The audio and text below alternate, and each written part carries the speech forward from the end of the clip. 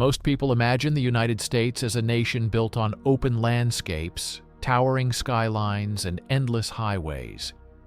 But deep below those familiar surfaces lies a world almost no one has seen.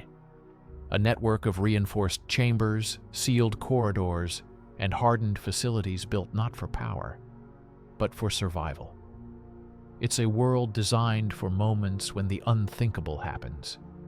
A world that remains silent, dark, and untouched, until the exact moment it must protect the continuity of an entire country. This story doesn't begin with secrecy. It begins with a simple question governments everywhere must face. What happens if the worst day arrives? Natural disasters, major attacks, communications failures, unexpected crises. Every modern state needs a plan for a moment when normal leadership becomes impossible. In the United States, that plan evolved into something bigger than a single bunker or a room with a radio. It became a nationwide system built across mountains, deep forests, and remote regions. Not myth, not rumor. A structured, fully documented emergency architecture with one purpose: to make sure the U.S. government can still function, even if everything above ground is falling apart. The roots of these facilities go back decades. Long before satellite networks and digital systems existed, planners realized that a crisis could erase communications in seconds. So they began building structures meant to do one thing: endure. These early installations weren't glamorous. Concrete, steel, air systems, sealed doors, more engineering than mystery. But as the global landscape evolved, so did the facilities. They expanded, modernized, strengthened, and slowly became part of a broader strategy known as continuity of government. This strategy had nothing to do with hidden elites, and everything to do with keeping institutions operational so that emergency response, leadership, coordination, and national stability didn't collapse at the worst possible moment. Every country with a developed government has similar structures, but the United States, with its continental scale, built them differently: large, layered, and deeply integrated. If you drove past most of these places, you wouldn't look twice. Some resemble quiet forest compounds, others blend into mountains or administrative buildings. A few are hidden behind anonymous fences with no visible purpose. Their strength isn't in what you see, but in what you don't. Ventilation systems buried underground, communication nodes hardened against interference, rooms designed to coordinate agencies if traditional networks fail. Infrastructure meant to survive conditions that normal buildings never could. And while these facilities became the backbone of emergency planning, they remained mostly out of public view, not because they hide people, but because their function is logistical, technical, and rarely relevant to everyday life. Yet knowing they exist changes how you see the map of the United States. Under the highways, beneath mountain ranges, inside federal land centers, there is a parallel world built over decades. Quiet, patient, waiting for a moment everyone hopes never comes. Understanding what these facilities are means understanding their purpose: continuity, not secrecy; coordination, not escape; protection, not privilege. And to see the full picture, we have to explore where they are located, how they were built, and what roles they are designed to fulfill. This is where the hidden underground world of America starts to take shape. If there is one place that reveals how serious the U.S. government is about continuity during a national crisis, it's a mountain in Pennsylvania that millions of Americans have unknowingly passed by. To the drivers on the nearby highways, it looks like any other rocky ridge, quiet, covered in evergreens, a simple landmark rising above the landscape. But inside that mountain is one of the most heavily fortified emergency facilities in the country. and it represents a turning point in how the United States prepared for a worst-case scenario. In the mid-20th century, the U.S. faced a challenge it had never confronted before: the realization that a crisis could strike without warning and paralyze normal communication and leadership in minutes. That challenge reshaped national planning. It encouraged engineers, civil planners, and emergency strategists to rethink what preparedness actually meant. A centralized bunker was no longer enough.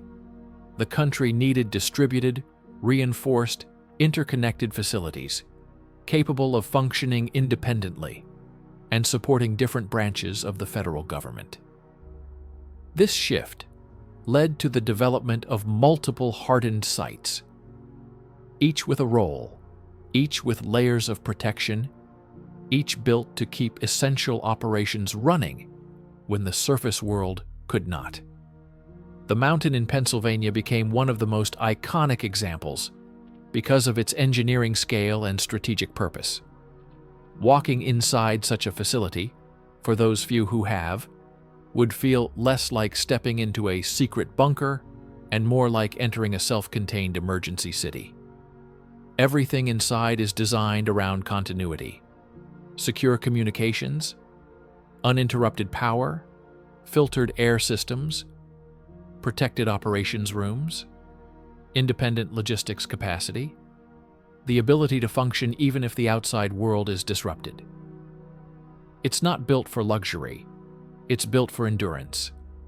There are no gold-lined corridors, no cinematic spy movie aesthetics, just steel, concrete, cables, pipes, and the quiet hum of systems designed to stay alive for as long as needed. The goal isn't to hide people from the public.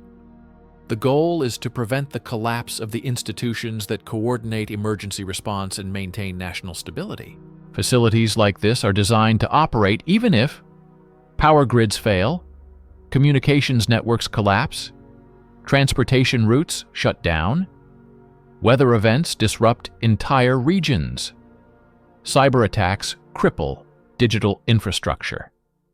They're not built to remove anyone from society. They're built to keep society functional by ensuring the federal government has a command center, no matter what is happening outside. That's the difference between sensational claims and the real purpose of these places. They exist not because of secrecy, but because of planning. Another important detail: these emergency facilities are not isolated fortresses. They form part of a much larger, coordinated system spread across the United States. If one location becomes unreachable, another takes over. If communications at one site fail, redundant channels activate elsewhere. If a facility becomes overwhelmed, support networks redistribute the load. This layered structure makes the system resilient, not dependent on a single point, but prepared through redundancy and distribution. Even the mountain in Pennsylvania, as important as it is only one piece of this puzzle. And as planners built this network, another realization emerged. A crisis does not always strike the same way twice. Some disasters are physical, some are digital, some are environmental, some unfold slowly, others in seconds. Because of this, emergency architecture expanded beyond shelters and reinforced rooms. It grew into a nationwide continuum of backup systems, communication centers, and operational hubs designed to support agencies ranging from defense to disaster relief. Suddenly, what lay underground was not just a bunker. It was a parallel infrastructure, quietly supporting the visible one above. This dual-layered structure is what makes the American emergency network one of the most complex in the world. And this mountain was only the beginning. To understand the full system, we need to see how different facilities complement one another, and why certain locations were chosen for resilience rather than secrecy. To understand the true scale of America's crisis facilities, you have to stop thinking in terms of individual bunkers and start thinking in terms of a network. Because the United States did nicht build a single shelter, or even a handful of high-security rooms. It built an emergency architecture designed to function like a second nervous system, always running beneath the surface, rarely noticed, but ready to take over whenever the first system fails. This network stretches across mountains, plains, forests, and even everyday administrative buildings that look completely ordinary from the outside. The real story isn't about one location. It's about how they all work together. Each facility in this emergency network has its own purpose. Some exist to protect communications. Some coordinate federal agencies. Some house infrastructure supporting continuity operations. Others maintain nationwide alert systems designed to function without interruption. You could stand on a quiet hillside or drive past a forest road, never realizing that beneath your feet lies a facility wired into national defense, civilian protection, and federal command structures. Their strength comes not from isolation, but from redundancy, a principle that ensures no single failure can collapse the entire system. Redundant communications, redundant power, redundant staffing zones, redundant geography. If one location loses connection, another takes over instantly. This is not secrecy. This is engineering. The selection of facility locations follows a logic that has less to do with hiding and everything to do with resilience. Mountains provide natural shielding and stability. Remote forests create distance from dense population centers. Certain valleys shield against interference. Government land simplifies protection and infrastructure work. And sometimes the buildings that matter most stand right in front of you. Control centers, federal offices, hardened data hubs, not underground at all, but protected through design. This mix of visible and invisible architecture is what makes the network robust. When you distribute functions geographically, you remove the single point of failure that historically made governments vulnerable in crisis. Inside these facilities, the focus is not on sheltering individuals from society, but on maintaining the capabilities needed for a functioning government. Communications rooms that can synchronize with multiple agencies, operations centers that track weather, logistics, emergency alerts, secure lines designed to stay active even if entire networks above ground collapse, backup power systems capable of running for long periods, supplies meant to maintain essential staffing during large-scale disruptions. It is not a place for isolation. It is a place for coordination. These are working environments, not survival chambers. The deeper you go into the system, the more you realize how different this reality is from popular imagination. There are no mythical vaults of privilege, no underground society waiting for a moment to emerge. Instead, there are offices, mechanical rooms, data centers, and communications hubs that look surprisingly ordinary on the inside, because their purpose is practical, not dramatic. The mystery comes not from what is inside, but from the fact that most people never have a reason to think about these places. They're not designed to be known. They're designed to be ready. Another key part of this network is its constant modernization. As threats evolve, so do the systems and the facilities themselves. Decades-old wiring gets replaced with digital infrastructure. Analog systems get upgraded to protect against interference. Power backups expand. Structural reinforcements are added. New communications layers integrate with satellites, fiber networks, and protected networks. Some older sites have been fully repurposed, others quietly retired, and many modern ones operate as part of a flexible, adaptive system that shifts responsibilities as needed. A crisis facility in the United States is not frozen in time. It is a living part of national planning. What becomes clear is that the U.S. emergency network functions the way a well-designed system should.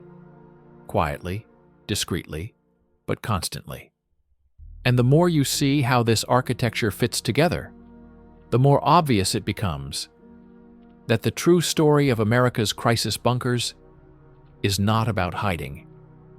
It's about maintaining stability in a country built on enormous geographic scale and immense responsibility. To understand the full picture, we must now look at how these facilities evolved from early Cold War engineering into the modern, multi-layered system that supports the United States today. To understand America's crisis facilities as they exist today, you have to go back to the era when the idea of continuity first became more than a theoretical concept. It began during a moment in history when global tensions rose faster than technology could keep up. A period that forced governments to think about survival not in centuries, but in minutes. The Cold War didn't just produce policies and doctrines, it produced architecture. And some of that architecture still sits beneath American soil.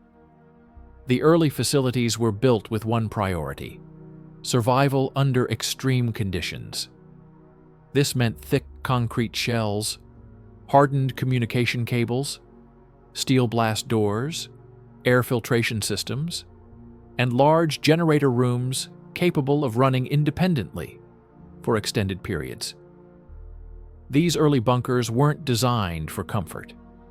They were designed to endure scenarios that no ordinary building could withstand. Inside, the rooms were functional: maps, telecommunication lines, equipment racks, simple offices, and operational desks arranged with military clarity. There were no luxurious floors, no advanced digital systems, no futuristic hallways, just engineering meant to resist pressure, shock, and disruption. These structures reflected the mindset of their time: prepare for the worst, plan for communications collapse, and protect the ability of government to operate even under unimaginable stress. But as decades passed, the threats changed, and so did the facilities. By the late 20th century, the United States began shifting from massive concrete fortresses to distributed, smarter, more flexible infrastructure. This wasn't about hiding deeper. It was about adapting. A crisis in the digital age would not necessarily be physical. It might involve network failures, sabotage, communications outages, or cascading grid disruptions. So the next generation of crisis facilities placed less emphasis on pure physical shielding and more on advanced communications, cybersecurity protection, real-time coordination systems, electronic shielding, redundancy across states, infrastructure, decentralization. The goal was no longer to protect a single location at all costs. It was to ensure that the federal government could operate from multiple places at once. What emerged was a hybrid system, part traditional bunkers, part modern technological hubs. Some facilities were upgraded layer by layer. Steel blast doors stayed, but analog lines became fiber optic. Old generators were replaced with multi-source backups. Ventilation systems gained modern filtration. Walls were reinforced against interference, not just impact. Meanwhile, other facilities were constructed in completely new ways. Some partly underground, others built into remote landscapes, and many integrated directly into everyday government campuses, with no visible signs of their emergency roles. This evolution created something unique, a crisis network that didn't depend on dramatic architecture or deep underground chambers. Resilience became a matter of design, not mystery. Cold War facilities also generated an important lesson. Centralization creates vulnerability. If a single command site is disrupted, the system collapses. Modern planning reversed that logic. Distribute the mission. Spread out the capabilities. Multiply the backups. A crisis site in Colorado connects to another in Virginia, which syncs with one in Maryland, which mirrors systems in yet another state. No one location is irreplaceable. No single building carries the entire burden. This networked thinking changed the philosophy of emergency preparedness forever. At the same time, new threats emerged that early Cold War planners could never have predicted. Widespread cyber interference, EMP disruptions, large-scale digital outages, complex natural disasters, multi-agency coordination challenges, simultaneous crises across distant regions. These weren't problems that concrete thickness alone could solve. So modern crisis facilities evolved into nerve centers capable of connecting local, state, and federal agencies in real time. They became less like hiding places and more like coordination engines, driving emergency responses from the background. What's fascinating is that all these layers, Cold War steel, modern digital systems, distributed networks, still coexist today. Some facilities remain fully classified. Others, especially older ones, have been declassified and repurposed.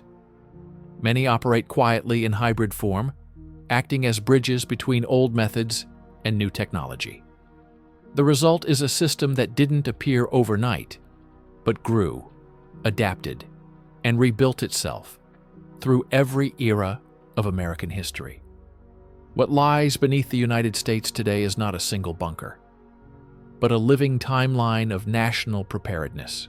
And as we continue deeper, we begin to see how these places evolved, not only structurally, but strategically, shaping how America prepares for emergencies in the modern age.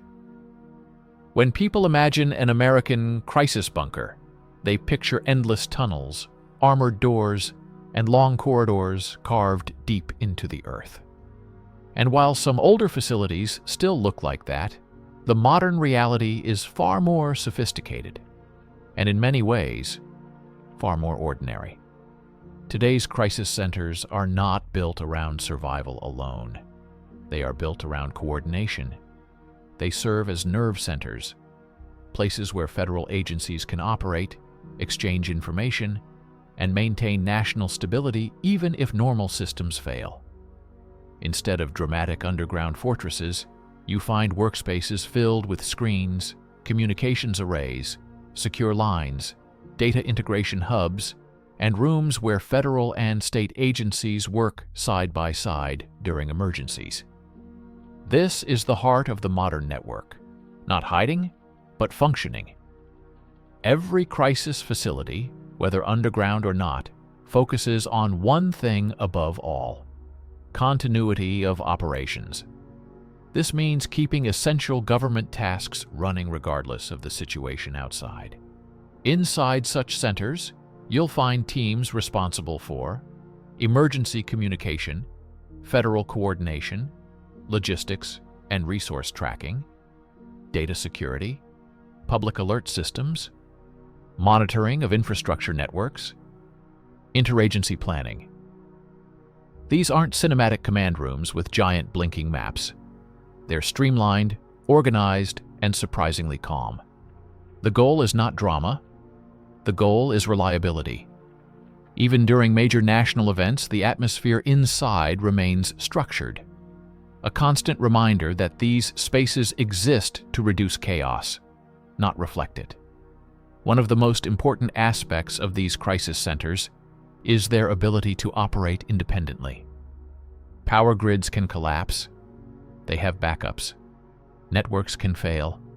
Redundant systems activate. Ground communication can falter. Satellite channels take over. Every critical function has a secondary system, and often a tertiary one. This is known as multi-layered redundancy, and it's the foundation of modern emergency architecture. It means a failure in one direction does not cripple the center. It simply shifts the load to another protected pathway.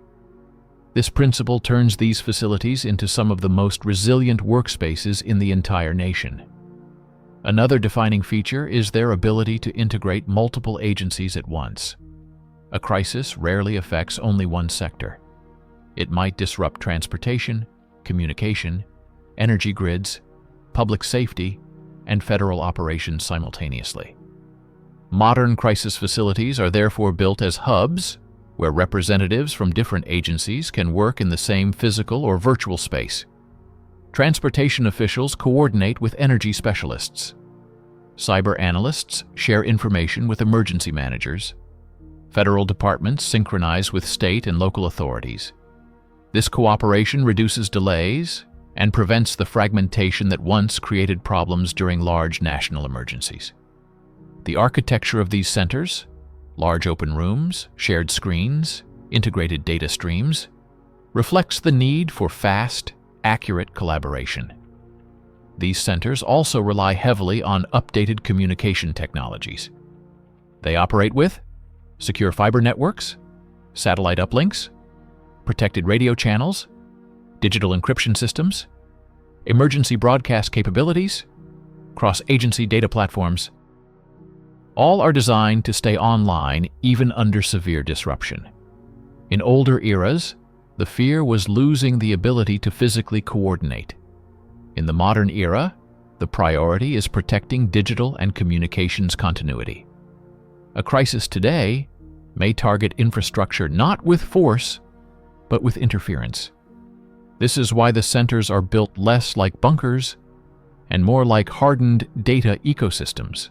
Finally, modern crisis facilities function continuously. Not only when a major event happens, they monitor weather patterns, track infrastructure health, coordinate emergency drills, manage interagency preparations, and update national readiness plans daily. They are in many ways the quiet guardians of normalcy. You may never hear about them. You may never see one. But their influence touches everything from disaster response to communications reliability across the entire United States. And while these centers represent the present and future of crisis management, there are also places far more mysterious.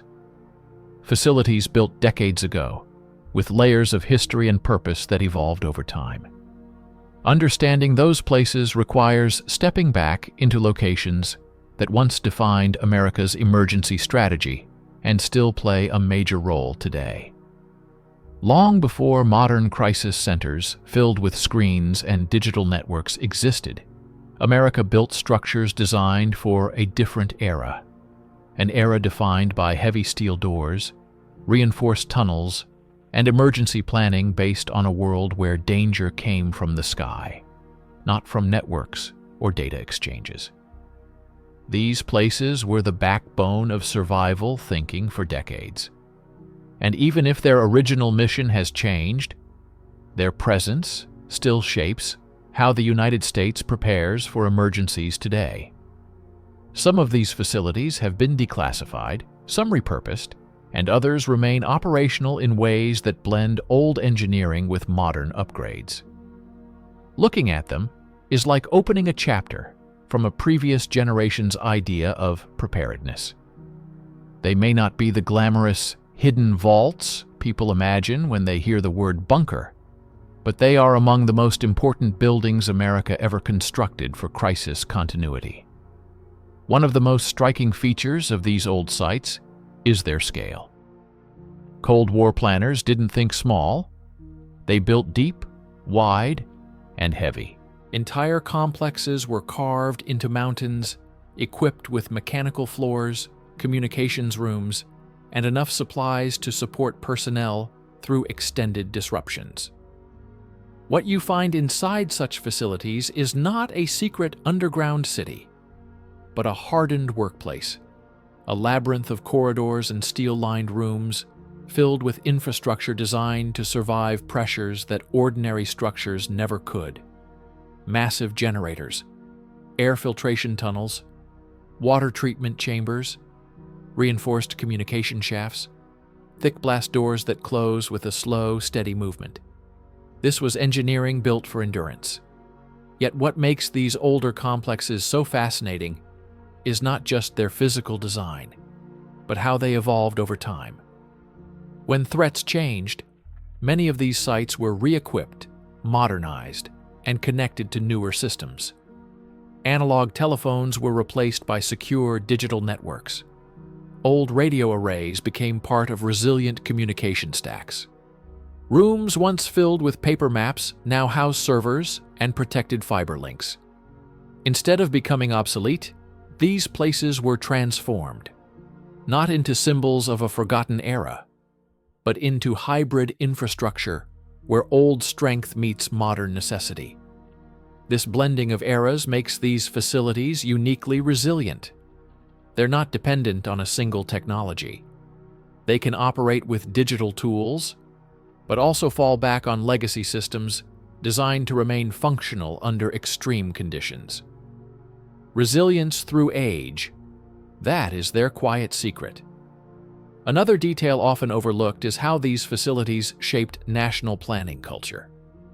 The existence of hardened crisis locations forced planners to think about redundancy long before modern federal guidelines existed. How do you supply an underground structure for months at a time? How do you maintain air quality? How do you rotate personnel? How do you ensure leadership can make decisions under stress? Questions like these gave birth to procedures that are still used today, not only in crisis facilities, but across all federal emergency planning. In a way, these early bunkers were classrooms, harsh ones, but effective. They taught generations of emergency specialists how to think about continuity not as a theoretical concept, but as a system that must function even when everything else stops. Some legacy sites remain active today because their locations still offer advantages modern structures can't replicate. A mountain provides natural shielding that no man-made wall can match. Remote valleys reduce interference. Thick geology can protect communications channels, data lines, and infrastructure links in ways that simpler buildings cannot. These advantages keep some older sites relevant, not for secrecy, but for practicality. Their purpose has changed, but their value has not. And hidden within this history is a surprising realization. The United States emergency architecture didn't become strong because of one perfect blueprint. It became strong because decades of different ideas, different threats, and different eras layered themselves on top of one another. Old reinforced tunnels, modern digital hubs, hybrid command rooms, distributed networks, all coexisting. This layered structure is what makes the system resilient today. Not its secrecy, not its depth, but its longevity and ability to evolve with every generation that needed it. Understanding this foundation prepares us to look at something even larger.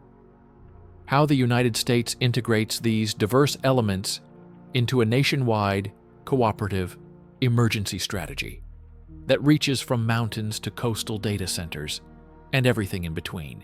If you imagine America's crisis facilities as isolated strongholds, you miss the most important element, their connection to one another. Modern emergency planning in the United States works less like a chain of bunkers and more like a national web, a system where different agencies plug into shared infrastructure and operate as a single coordinated network. This interconnected design is what makes the crisis system effective today. It is not about depth underground. It is about depth of cooperation. And that cooperation stretches farther than most people realize. Every large-scale emergency, whether a natural disaster, a communications failure, or an infrastructure disruption, affects more than one part of the government. If transportation is hit, logistics suffer. If communications go down, coordination slows. If energy grids are disrupted, other systems follow. This cascade effect is exactly why the United States does not run its emergency operations through a single agency. Instead, multiple agencies connect through hardened facilities and digital networks, sharing information in real time. Emergency management, defense coordination, energy monitoring, communications oversight, infrastructure protection, transportation systems, cybersecurity operations. Each agency brings a piece of the puzzle. The crisis facilities bring the puzzle together. Inside many of these centers, You won't find soldiers guarding hidden vaults. You'll find professionals from different sectors working at adjacent desks, analysts, engineers, planners, coordinators, each contributing to the same mission. Screens display national infrastructure dashboards. Weather maps overlap with logistics routes. Traffic flow updates merge with cellular coverage data. Redundant communication lines carry encrypted feeds across states and agencies. The environment feels less like a bunker and more like a synchronized control room designed for calm, uninterrupted operation. The physical walls matter far less than the digital connections inside them. One of the core strengths of this system is its ability to switch modes instantly. A facility can be running normal administrative operations one moment and convert into a full emergency coordination center the next. This transformation relies on a combination of pre-programmed systems, trained personnel, and automated information flows. No alarm bells, no dramatic lighting, just a shift in posture, quiet, controlled, but powerful. In a way, these centers behave like the heart of the emergency network, always beating, sometimes faster, but never stopping. The backbone of this coordination is something rarely discussed publicly: the interdependency protocols. These protocols define how agencies share resources, how command priorities shift, how communication lines reroute if one segment fails, and how responsibility transfers during complex or multi-regional events. They are dry, technical documents, far removed from sensational ideas, but they are what keep the system functioning during moments when clarity matters most. If one site becomes unreachable, another assumes its duties automatically. If a federal system goes offline, state nodes compensate. If multiple regions face simultaneous disruption, load balancing systems activate to prevent collapse. This is the architecture that makes modern crisis response scalable. A critical part of today's emergency network is also the integration of cybersecurity infrastructure. Modern threats are not only physical. They can disrupt communication networks, alter data flows, or attempt to interfere with coordination. Because of this, many crisis facilities operate as hybrid physical-digital defense nodes. Protected servers, isolated data chambers, encrypted mirrors of federal systems, air-gapped backups, secure monitoring centers. In the same way that Cold War bunkers were hardened against physical shock, modern facilities are hardened against digital instability. The danger may come from a different direction, but the principle remains the same: continuity through protection. What becomes clear is that the modern U.S. crisis network is not built around a single concept of safety. It is built around layers of resilience: physical resilience, digital resilience, administrative resilience, operational resilience. Every facility in the network carries part of this load, and none of them are designed to stand alone. This is what makes the system both robust and flexible: a web, not a fortress.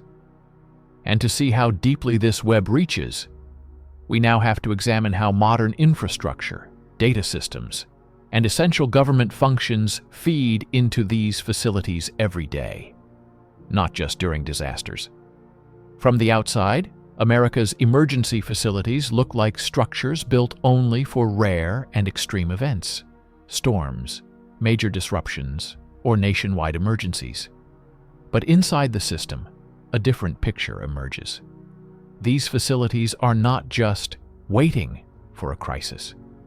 They are woven into the daily rhythm of the federal government. They observe, process, synchronize, and support a constant flow of information that keeps the nation running smoothly long before a crisis ever arrives. In other words, continuity doesn't start when things go wrong. It runs quietly in the background every single day. Every major infrastructure system in the United States, energy grids, transportation networks, digital communication, aviation systems, environmental monitoring, produces data that feeds directly or indirectly into the national emergency framework. Not because danger is expected, but because coordination depends on awareness. These streams of information form a real-time picture of the country's health. Crisis centers compare them, track anomalies, and ensure that agencies always share the same updated view of the national landscape. It's not dramatic, it's routine. But this routine is the foundation that allows fast and accurate decision-making when a real emergency does appear. Inside many facilities, you'll find dedicated monitoring rooms that look nothing like cinematic bunkers and everything like advanced operations floors. Large screens show power distribution levels. Smaller panels track communication stability. Geospatial monitors visualize storm paths, pipeline flows, or regional demands. Analysts sit at consoles cross-checking data from multiple agencies. Weather services, emergency management divisions, energy regulators, transportation authorities, public safety networks, cybersecurity groups. Everything is structured to answer one question: is the country operating normally? If the answer shifts, the system adjusts instantly. A key part of this silent infrastructure is its ability to detect patterns early. A disruption in one region might not appear critical at first. A communication glitch, a power fluctuation, a transport delay. But these networks cross-reference the event against national data feeds. If the pattern resembles the early stages of a larger disruption, federal systems begin preparing before the public ever notices anything unusual. This early detection is not about secrecy. It's about readiness. By the time a visible emergency reaches the news, these facilities may have been working for hours to stabilize the situation in advance. One of the least understood aspects of this system is how it connects federal and state governments. Contrary to popular imagination, crisis centers do not operate separately from the states. They collaborate. State operations rooms communicate with federal ones. Regional monitoring hubs feed into national dashboards, and information flows downward just as easily as upward. If a state faces flooding, its emergency managers coordinate with federal agencies through shared platforms hosted in crisis facilities. If a cyber issue arises in a region, national centers receive mirrored data to help isolate and support the response. This produces a layered model of cooperation that is far more flexible than a purely top-down system. The strength of the network comes from shared responsibility, not centralized secrecy. Another important piece of the puzzle is infrastructure rehearsal. Crisis facilities regularly run drills, not theatrical simulations, but technical ones. Communications cutovers, backup power switch tests, cross-agency coordination trials, encrypted network failovers, emergency broadcast routing checks. These rehearsals are not designed to stir fear or signal danger. They are simply the maintenance of readiness, like tuning an engine so that it performs correctly when needed. And because the system is so interconnected, a test in one location can involve dozens of agencies across multiple states without any public disruption. The public doesn't feel these rehearsals, but they benefit from them. The deeper you look into this daily operation layer, the more apparent it becomes that America's crisis network is not a sleeping giant. It is a living system with constant input, constant adjustment, constant refinement. And this continuous motion is what prepares the country for genuine emergencies. These facilities do not wait for disaster. They anticipate, absorb, and stabilize long before the word crisis is ever spoken. But to truly understand the network's full capability, we must now explore how the United States prepares for emergencies so severe that even the most hardened facilities must employ their deepest layers of redundancy and protection. Most emergencies the United States faces are handled with coordination, communication, and the everyday strength of national infrastructure. But there exists another layer, a layer rarely discussed, rarely activated, but always maintained. This layer answers the most difficult question a government can ever consider. What happens if the systems we rely on every day stop working all at once? This isn't about panic, it's about responsibility. Because a modern country cannot allow leadership, communication, and essential functions to disappear, even under the harshest conditions.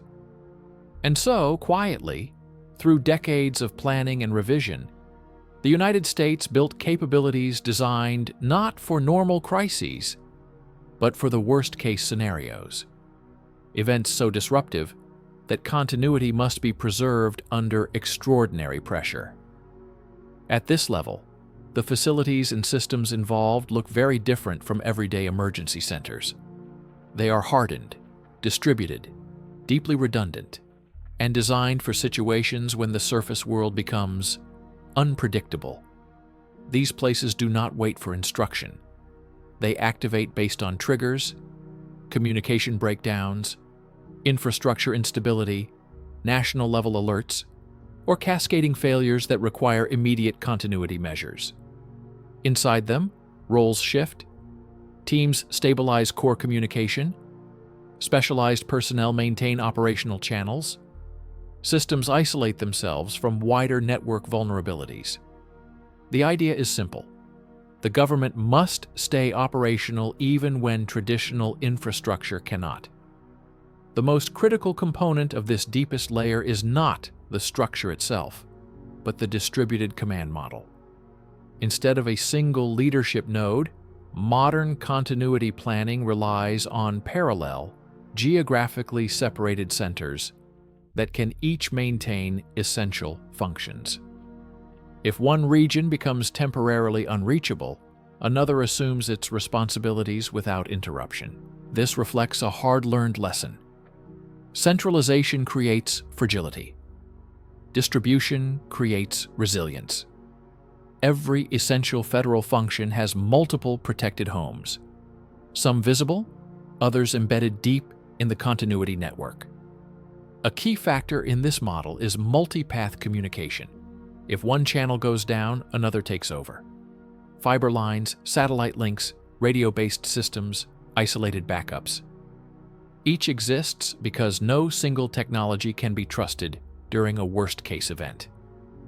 This is not because catastrophe is expected.